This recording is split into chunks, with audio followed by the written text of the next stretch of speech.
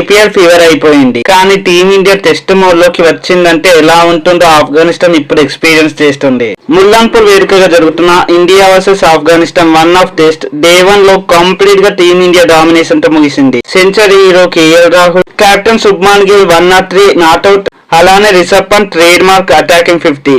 ఇక day 1 stumps కి team India score ఏంటో తెలుసా? 368 for 3. అసలు ఈ డామినేషన్ ఎలా స్టార్ట్ అయిందో ఇప్పుడు చూద్దాం. ముందుగా టాస్ గెలిచిన టీమిండియా బ్యాటింగ్ ఎంచుకుంది.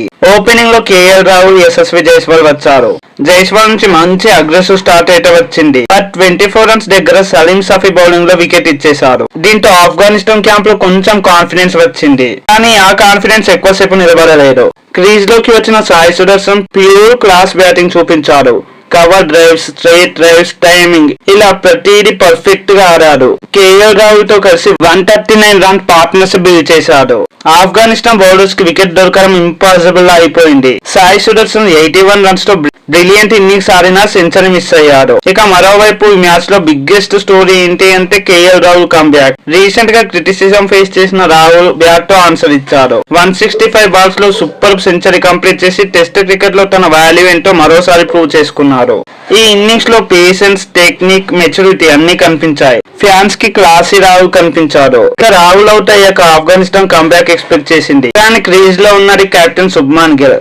ప్రెజర్ అనే వారిని మర్చిపోయిన బ్యాటింగ్ ఆడి సింగిల్స్, డబుల్స్, బౌండరీస్ ఇలా ప్రతిదీ దొరికినట్టు కొట్టాడు. స్కోర్ బోర్డ్ ని స్మూత్ గా మూవ్ చేస్తూ సెంచరీ డైరెక్షన్ లో వెళ్లాడు.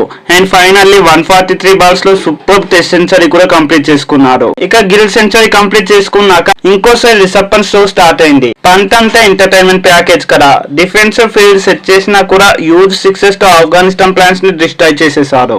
పంత్ కూడా జస్ట్ 70 బాల్స్ లోనే అటాకింగ్ 50 కంప్లీట్ చేశాడు. డే ఎండ్ కి అన్బీటెన్ గా 52 నిలిచాడు. ఇప్పుడు డే 2 మార్నింగ్ ఆఫ్ఘనిస్తాన్ బౌలర్స్ కి బిగ్గెస్ట్ ఎడ్జ్ కూడా పంతే. ఆఫ్ఘనిస్తాన్ బౌలర్స్ చాలా ట్రై చేశారు. సలీం సఫీ 2 వికెట్స్ తీశారు. షరీఫ్ కూడా 1 వికెట్ తీశాడు. కానీ మిగతా బౌలర్స్ ఇంపాక్ట్ క్రియేట్ చేయలేకపోయారు. Gill Pant partnership already 121 runs cross చేసింది. బాల్ ఓల్డ్ అవ్వడంతో వికెట్ ఛాన్సెస్ ఆల్మోస్ట్ కనిపించలేదు. ఇక ఇప్పుడు ఇండియా స్కోర్ 368 for 3 గా ఉంది. ఇంకా బ్యాటింగ్ లో డ్రూ జురేల్, వాషింగ్టన్ సుందర్ ఉన్నారు. Shubman Gill already century complete చేశారు. పంత్ కూడా సెట్ అయ్యాడు. ఈ సిచ్యువేషన్ లో టీమిండియా 500 కాదు 550 ప్లస్ స్కోర్ చేసేలా ఉంది. మరి ఆఫ్ఘనిస్తాన్ డే 2 ఫస్ట్ సెషన్ లో వికెట్స్ తీయకపోతే మ్యాచ్ ఆల్మోస్ట్ ఇండియా కంట్రోల్ లోకి వెళ్లిపోతుంది. సో డే 1 కంప్లీట్ అయ్యేసరికి టీమిండియా కంప్లీట్ డామినేషన్ చూపించింది. మరి డే 2 లో టీమిండియా 500 క్రాస్ చేస్తుందా? మీ ఒపీనియన్ కామెంట్ లో చెప్పండి. ఈ వీడియో నచ్చితే లైక్, షేర్ అండ్ సబ్స్క్రైబ్ చేయండి. మరో వీడియోతో మళ్ళీ కలుద్దాం. Thanks for watching. జై హింద్.